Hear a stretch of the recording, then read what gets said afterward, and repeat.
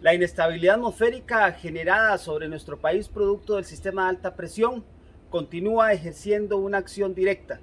Se presentaron lluvias durante la noche, madrugada y primeras horas de la mañana del día de hoy, principalmente en la zona norte, la zona de Sarapiquí y el Caribe norte de nuestro país. Se presentaron lluvias importantes sobre el cantón de Sarapiquí. El reporte que tenemos a esta hora por parte del Instituto Meteorológico Nacional es que seguimos con la interacción con este sistema por lo menos hasta el día viernes, presentándose lluvias ocasionales durante el día de hoy y reforzándose la actividad lluviosa durante la noche, madrugada y el día de mañana.